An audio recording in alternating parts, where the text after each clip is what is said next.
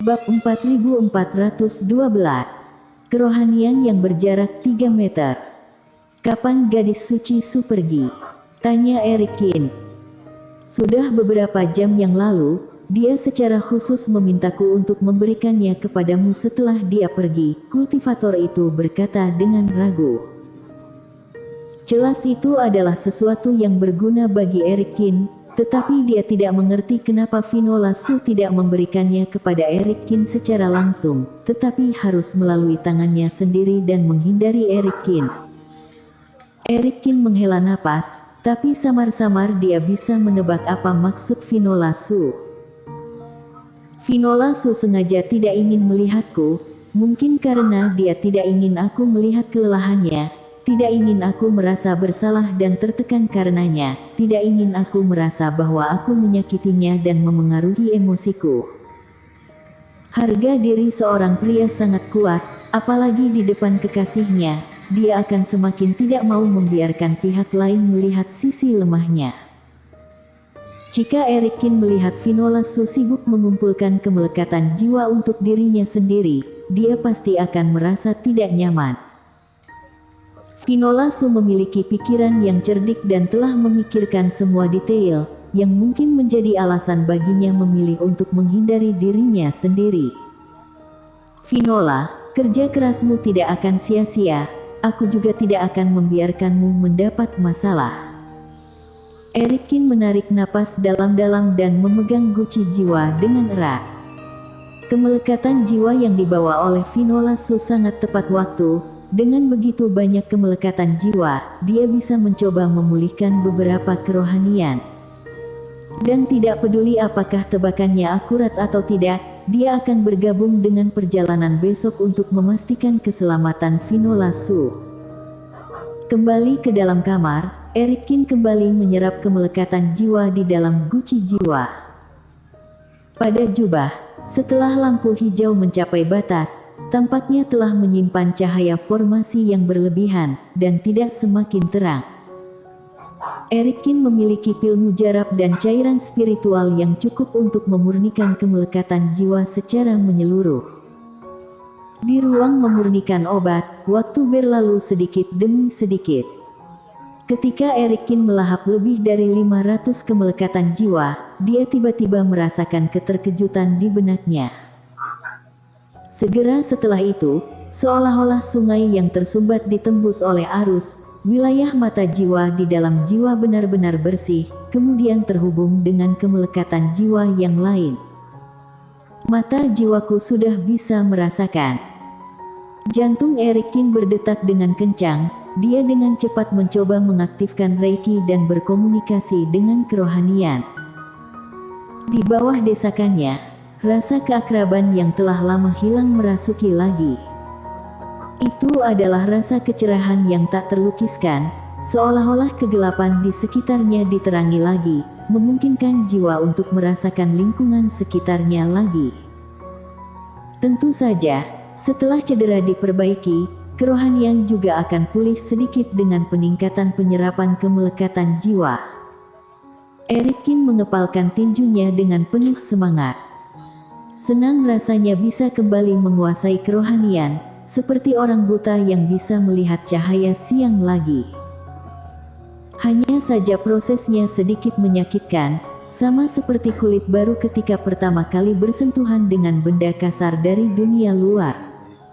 Jadi Erikin dengan hati-hati menyebarkan kerohaniannya sedikit demi sedikit. Jika dia dapat memulihkan kerohanian sejauh puluhan kaki, maka dia akan memiliki kepercayaan diri yang tinggi dalam pertempuran. 3 meter, sayangnya hanya berjarak 3 meter. Namun, hasil akhirnya mengecewakan Erikin. Bahkan jika seluruh kemelekatan jiwa dihaluskan dan diserap, dan kerohaniannya menyebar hingga jarak sekitar 3 meter di sekitar tubuh, tidak peduli bagaimanapun juga, itu tidak bisa lagi menjulur ke depan. Jika menggunakan sedikit lebih banyak kekuatan, mata jiwa akan terasa sakit lagi. Jarak 3 meter sedikit terlalu pendek, tetapi jika berurusan dengan serangan diam-diam dari orang lain dan gerakan pamungkas dari jarak dekat, aku masih bisa mengatasinya. Erikin merasa sedikit menyesal dan menggelengkan kepalanya. Tapi dia tidak merasa kecewa. Sangat baik untuk bisa memiliki kerohanian lagi. Apalagi dia hanya perlu terus menyerap kemelekatan jiwa setelahnya, agar kerohaniannya terus berkembang. Tapi kerohanianku sudah pulih, jadi sudah waktunya untuk bertemu Finola Su dan memberitahunya kabar baik. Pada titik ini dalam latihannya, Erikin berencana meninggalkan ruangan untuk menemui Finola Su. Finola Su beberapa hari ini selalu mengkhawatirkan dirinya sendiri. Jika sekarang dia tahu bahwa kerohaniannya sudah mulai pulih, dia pasti bisa merasa lebih santai.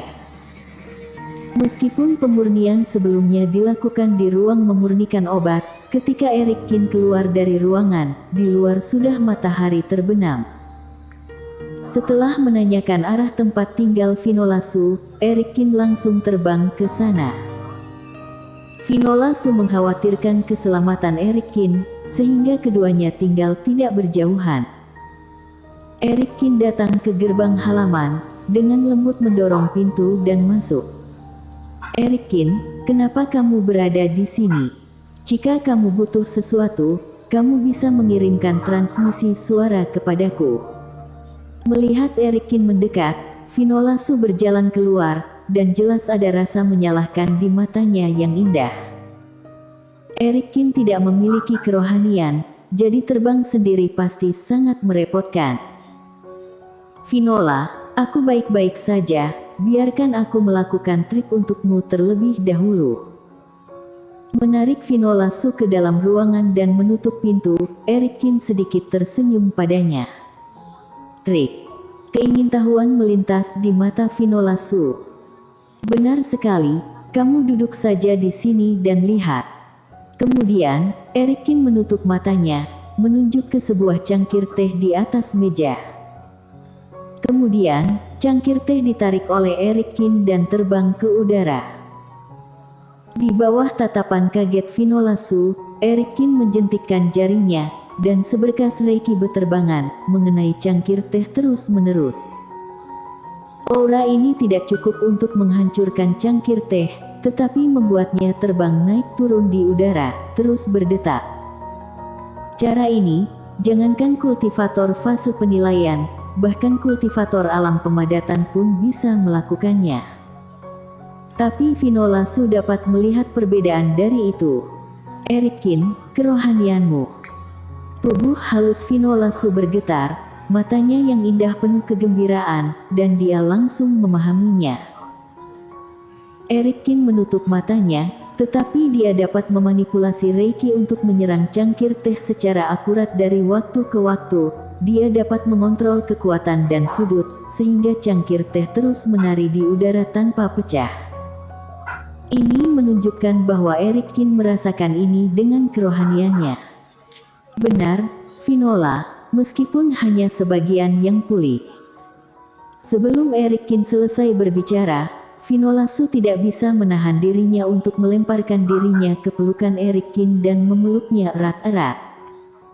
Setelah terlalu lama menahan rasa khawatir, kini Finola Su merasa sangat bahagia. Erikin, maafkan aku tidak bisa membantumu terlalu banyak, kata Finola Su dengan rasa bersalah. Finola, seharusnya aku yang meminta maaf karena membuatmu khawatir sebelumnya. Menyentuh rambut Finola Su, Erikin mau tidak mau merasa sedikit masam. Keduanya berpelukan sebentar dan berbicara tentang cinta, lalu mereka duduk di kamar dan berbicara tentang bisnis. Apakah kamu ingin ikut bersih-bersih tanah berbahaya? Mendengarkan Erikin menjelaskan pemikirannya, Finola Su mau tak mau sedikit mengernyit. Meskipun kerohanianmu telah pulih sedikit sekarang, sama sekali tidak dapat diterima untuk menggunakannya dalam pertempuran. Erikin memang membersihkan tanah berbahaya sendiri sebelumnya, Tapi itu hanya pinggiran, dan kesulitannya jauh lebih sedikit daripada tanah berbahaya Jiang Feng yang dihadapi sekarang. Apalagi cara yang digunakan Eric Kin saat itu jelas sedikit istimewa. Dia berbicara dengan ketua iblis dan akhirnya merapal ilmu sihir tertentu secara tiba-tiba, kemudian langsung membunuh lawan. Dari sudut pandang Vinola Su, wajar untuk menyadari bahwa metode ini tidak dapat dipertahankan, atau bahkan berguna setiap saat. Jadi Vinola, aku tidak berniat ikut pertempuran, aku akan mengikutimu ke sana, dan hanya berniat melakukan sesuatu di luar lokasi pertarungan. Eric Kin berkata sambil menggelengkan kepalanya. Bersambung.